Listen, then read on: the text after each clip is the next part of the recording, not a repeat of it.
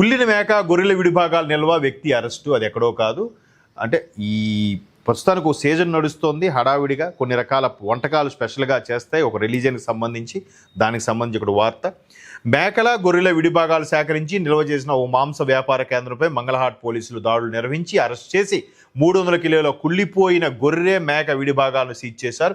ఈ మేరకు Mangalhat police station బుధవారం ఏర్పాటు చేసిన విలేకరుల సమావేశంలో గోషామహల్ ఏసీపీ సుదర్శన్, మంగళహాట్ ఇన్స్పెక్టర్ రాఘవేంద్రతో కలిసి గోల్కొండ జోన్ అదనపు డీసీపీ కృష్ణగౌడ్ వివరాలను సేకరించారు. ఇక్కడ చూడండి. ఈ మేరకు మంగళహాట్ పోలీస్ స్టేషన్లో బుధవారం ఏర్పరిచిన విలేకరుల సమావేశంలో గోషామహల్ మాట్లాడారు. అయితే మంగళహాట్ కిస్తీ చమాన్లో ఎండి అఫ్రోజ్ 40 కిలోల MD Afroz A to Z fish and goat offals దుకాణంలో మేక గొర్రెలకు చెందిన విడిభాగాలు ఉన్నాయి. ఆ విడిభాగాలు దీనిపై సమాచారం అందుకున్న పోలీసులు 300 కిలోల కుళ్ళిన మేక గొర్రెల విభాగాలని అఫ్రోజు అమ్ముతున్నాడని ఆయన అదుపులోకి తీసుకున్నారు. అఫ్రోజ్ను విచారించగా కర్ణాటక, ఢిల్లీ, జమ్మూ కాశ్మీర్ రాష్ట్రాల నుంచి తక్కువ ధరకు కొనుగోలు చేసి డీప్ ఫ్రీజర్లో నిల్వ చేసి ఉంచినట్టు తెలిపారు. అది కూడా చూడండి, ఢిల్లీ మళ్ళీ జమ్మూ కాశ్మీరే వస్తుంది, అక్కడి నుంచే. మీరు ఒకసారి గమనించాలి దీన్ని. గాచి మన వాళ్ళు ఓ భలే ఉంటుంది ఆ టేస్ట్ అనుకొని ఎగబడిపోయి కొనుక్కొని తినేస్తుంటాం. ఇది ఒక్కసారి గమనించాలి. ఆల్రెడీ అటువంటి వ్యవహారాల మీద తుపుకు కూడా ఒక కాన్సెప్ట్ నడుస్తుంది. ఆ తుపుకు కాన్సెప్ట్ వల్ల జస్ట్ 1% రిలీజ్ అయినట్టుగా కూడా నాకు అనిపిస్తోంది. మిగతా చాలామంది రిలీజ్ అవ్వాలి. ఆ తుపుకు కాన్సెప్ట్ కూడా ఇక్కడ కూడా మరొక్కసారి కుళ్ళిన వాటి మీద కూడా ఈ విధంగా చేస్తున్నారు. గతంలో కొన్ని సిటీలో జరిగిన రెస్టారెంట్ మీద చేస్తే కుక్కలు వీధి కుక్కలు కనబడట్లేదని కూడా ఒక పెద్ద ఆయన డౌట్ రైజ్ చేశారు ఒక విశ్లేషకుడు. ఆ తర్వాత తెలిస్తే ఆ కుక్కల మాంసం కూడా ఆ రెస్టారెంట్స్ ద్వారా అమ్ముతున్నారంట, దాన్ని మటన్ పేరు చెప్తూ. ఇట్లా చాలా జరుగుతున్నాయి.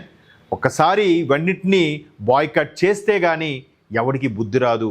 ఏమాత్రం ఇలాంటివి జరిగినా వాళ్ళకి సప్లై వీడు తెప్పించుకుంటున్నాడు, ఓకే, ఎవరికి సప్లై చేస్తున్నాడు అది కూడా లిస్టు తీయాలి.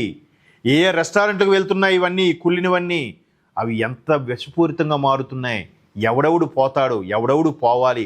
ప్రసాదంలోనే విషం కలపాలని ప్రయత్నించిన వాళ్ళకి ఇవి ఒక లెక్క. అంటే కొన్నాళ్ళకి రాబోయే కొన్నేళ్ళకి ఇట్లాంటి జ్వరాలు, ఇట్లాంటి భయంకరమైన వ్యాధులు ప్రబలిపోవాలి, అందరూ పోవాలనే కాన్సెప్ట్లో నడుస్తున్నవి. వీటి వెనక ఘోరమైన కుట్ర అయితే ఉంది.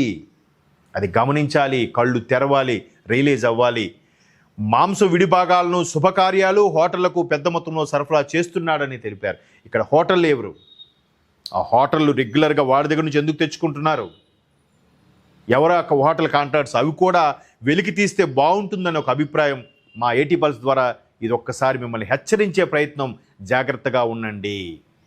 మిమ్మల్ని డైరెక్ట్గా విషం కలపక్కర్లే, కొన్ని భయంకర వ్యాధులకి కారణమయ్యే విషపూరిత తుల్యాల్ని ఇక్కడ అమ్ముతున్నారని కూడా అండర్లైన్ చేస్తున్నాను. ఒకసారి తస్మాత్ జాగ్రత్త. ఇక్కడ చూడండి మరొక వార్త.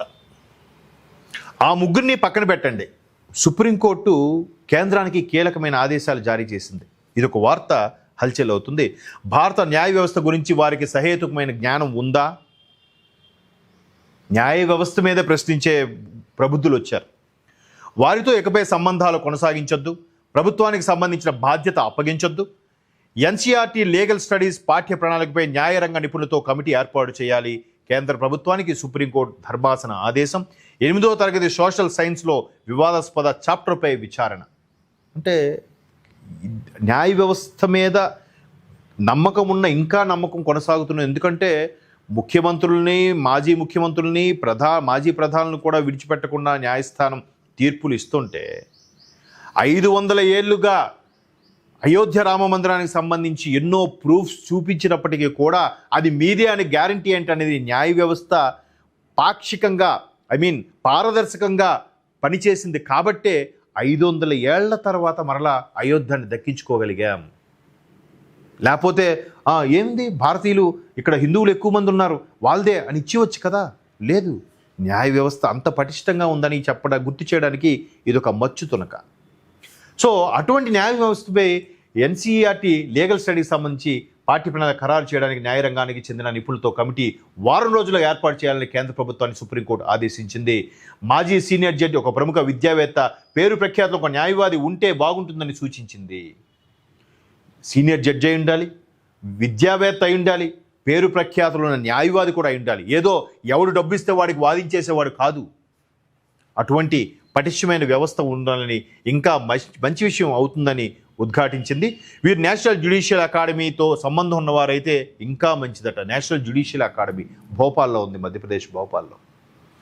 సో అటువంటి వ్యక్తిని ఇక్కడ ఉండాలి తప్ప ఇటువంటి వాళ్ళని తొలగించాలని చెప్పిందంట. ఒకసారి చూద్దాం. వివాదాస్పద అధ్యాయాన్ని ప్రొఫెసర్ మైకేల్ డానినో నేతృత్వంలో టెక్స్ట్ బుక్ డెవలప్మెంట్ టీం సభ్యులు సువర్ణ దివాకర్, అలోక్ ప్రసన్న కుమార్ రూపొందించాలని ప్రభుత్వ తరపు న్యాయవాది ధర్మాన దృష్టికి తీసుకొచ్చారు. దీనిపై ధర్మాసనం స్పందిస్తూ ప్రొఫెసర్ మైకేల్ డానినో, ఆయన సహచరులు సుపర్ణ దివాకర్, అలోక్ ప్రసన్న కుమార్లకు భారత న్యాయ వ్యవస్థ గురించి సహేతుకమైన జ్ఞానం లేదని, 8వ తరగతి విద్యార్థుల ముందు భారత న్యాయ వ్యవస్థ ప్రతిష్టను దిగజార్చడానికి ఉద్దేశపూర్వకంగా తెలిసి కూడా వాస్తవాలను తప్పుగా చూపించాలని మేము సందేహించడానికి ఎలాంటి కారణం కనిపించడం లేదని ఈ ముగ్గురిని తొలగించాలని కేంద్ర ప్రభుత్వాన్ని ఆదేశించింది. ఎప్పుడూ కూడా న్యాయ వ్యవస్థని భ్రష్టు పట్టించేసేలాగా, న్యాయ వ్యవస్థని దిగజార్చేలాగా చేస్తే భారతావనికే అవమానం ఇది. న్యాయ వ్యవస్థ లోటుపాట్లు ఉండొచ్చు, మిస్టేక్స్ జరగచ్చు. ఎందుకు డ్రాగ్ చేస్తుంది? ఒక దుర్మార్గుడు తప్పించుకోవచ్చు, కానీ ఒక మంచివాడికి శిక్ష పడకూడదనే ఒక న్యాయ సిద్ధాంతం మీద నిలబడింది కాబట్టే ఫస్ట్ ఎస్టేట్లో ఉంది అది. దాన్ని తోలనాడొద్దు. ఉంటాయి 1000 మందిలో ఒకడు వెధవ ఉంటాడు, 1000 మందిలో ఒకడు దుర్మార్గుడు ఉంటాడు, 1000 మందిలో ఒకడు లంచాలు తీసుకునేవాడు ఉంటే ఉండొచ్చు.